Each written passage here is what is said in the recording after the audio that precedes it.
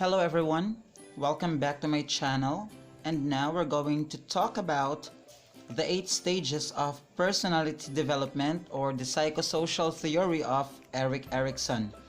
So Erikson defined each stage of human development with a crisis or a conflict. Each conflict either gets resolved or may be left unresolved, resulting in favorable or unfavorable outcomes. It is important to know that the stages are borderless and flowing, not strictly fixed and definite. Ibig sabihin, ang isang adolescent na nakararanas ng identity crisis ay maaari ring nakararanas ng intimacy issues or still be struggling with inferiority, depending on whether or not they were able to resolve each stage crisis. And in this video, I'm going to present to you the stages of this theory, and we have the influential figure, or the person or the people who are significant in this stage, and we have the conflicts or the crisis to be resolved, and the possible results from resolving conflict or crisis. It can be a favorable one or unfavorable one. Starting with the infancy stage, from birth to 18 months.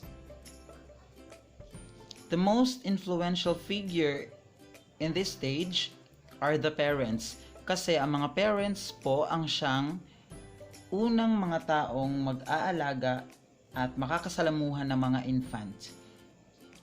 And the conflicts or the crisis to be resolved are trust and mistrust. So kung trust yung madedevelop ng isang infant, it will lead to the favorable result. Being able to trust others when primary caregiver, usually yung nanay, provide caring, attention, and love. Kung mistrust naman ang mareresolve during this stage, it will lead to mistrusting others, it will lead to withdrawal or estrangement. The second stage is early childhood, from 18 months to 3 years. The most influential figure are the parents. The conflicts or the crisis to be resolved, autonomy versus shame and doubt.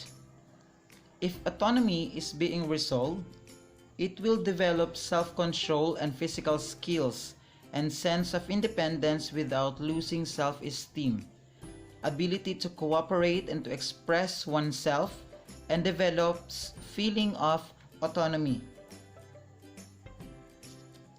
Failure will result in feelings of shame and doubt.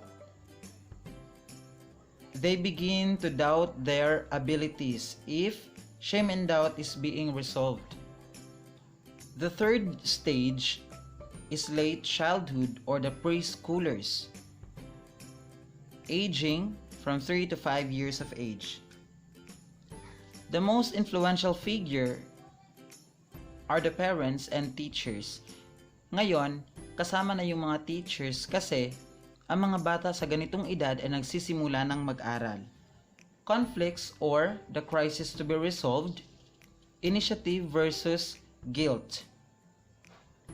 If initiative is being resolved, the child learns that being assertive, using power, and being purposeful can influence their environment. And if guilt is being resolved, here is the unfavorable result. When using too much power and control, might experience disapproval, resulting in lack of self-confidence and sense of guilt. So dito sa favorable result, yung bata, meron na siyang sense of initiative to do something, to make something, without losing his or her self-confidence. While dito sa guilt naman, kapag nagkamali lang siya ng konti, nawawala yung self-confidence niya because he or she thinks that he or she is doing wrong. The fourth stage is school age, from 6 to 12 years of age. The most influential figure are the parents and the teachers.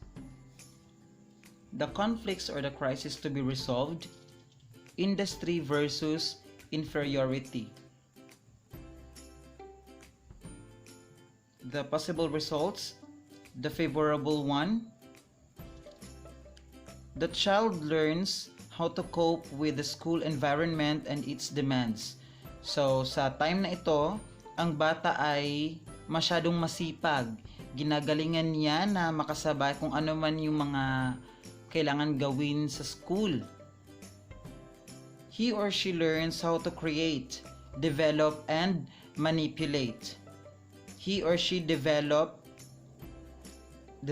a sense of competence and perseverance. So, mapursige at saka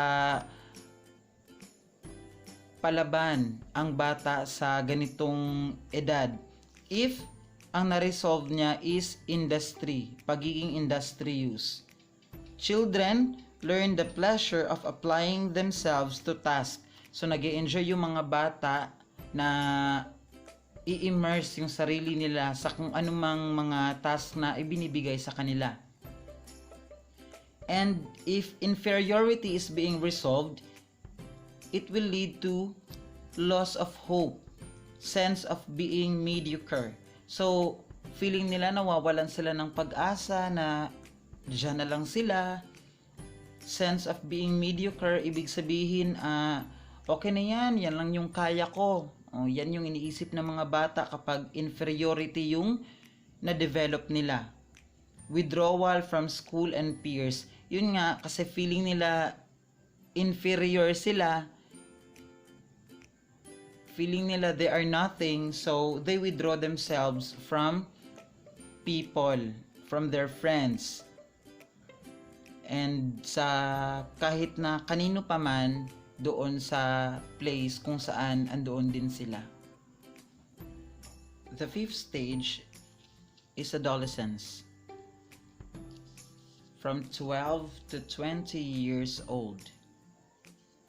The most influential figure are the parents and significant others. Significant others, it can be their friends, their family, or kung sino man yung mga taong mahalaga para sa kanila. The conflicts or the crisis to be resolved: identity versus role confusion.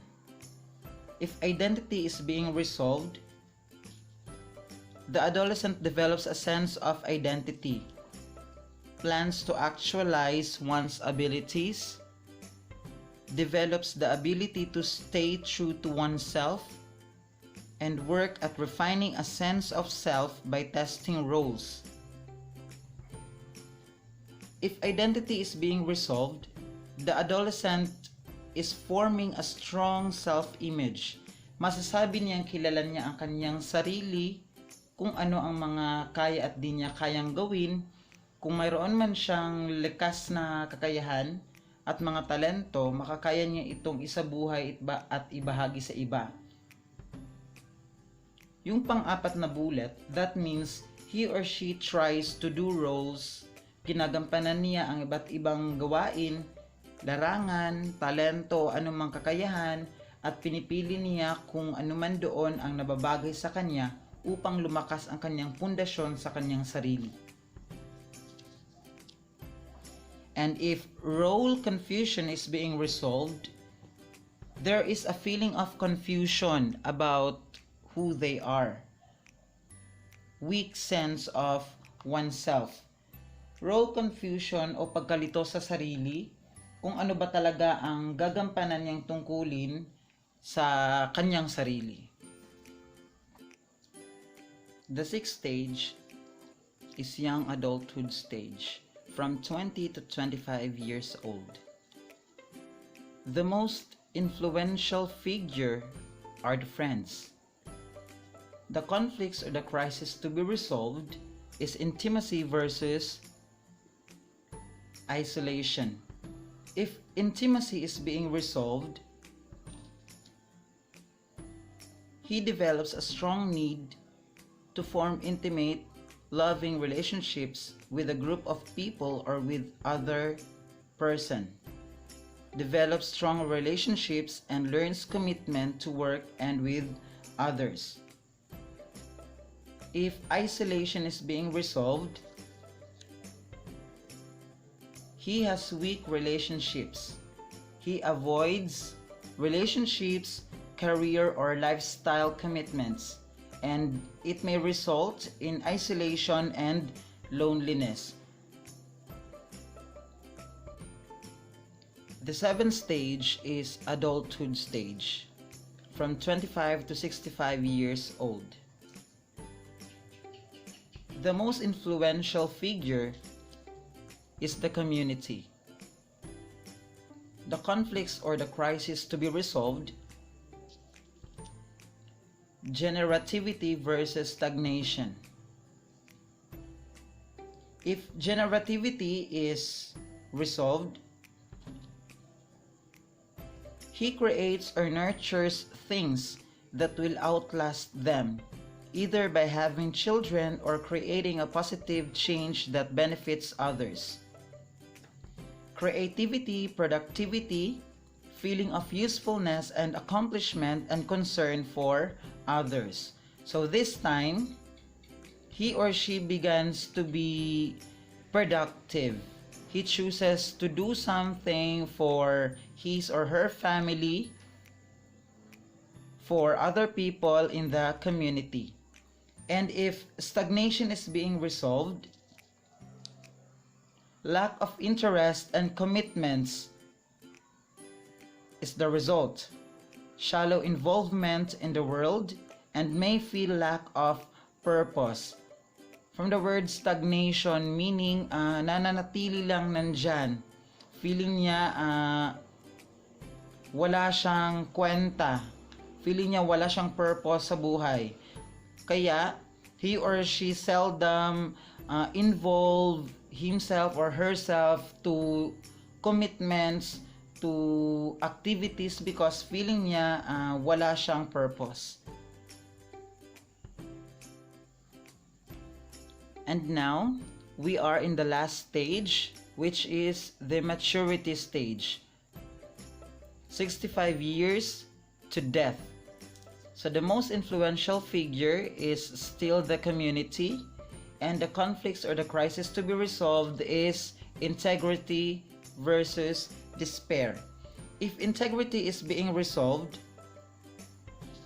there is a sense of fulfillment as one looks back in one's life and develops feeling of wisdom, acceptance of the inevitability of death and transitioning, and feeling of satisfaction. So, hindi siya takot mamatay kasi kahit balikan niya yung buhay niya noon, he or she feels satisfied, contented, because he did whatever yung dapat niyang gawin. And if despair is being resolved, there is a sense of loss. It may result in regret, bitterness, and despair. Na sana nagawa ko yun. There is a feeling of regret, mga what if, ang dami, because maybe sa takot na baka anong mangyari, there's a lot of regret and bitterness. Feeling of sense of failure. Feeling niya wala siyang nagawa sa buhay niya kundi failure lahat. So, yun, takot siyang mamatay kasi nga baka mayroon pa siyang mga bagay na hindi nagagawa na dapat niyang gawin. So, that's the result if despair is being resolved. And that's our 8 stages of personality development by Erik Erikson. From infancy, early childhood, late childhood, school age, adolescence, young adulthood, adulthood, and maturity. Thank you so much for watching this video and I hope you learned something. Thank you so much!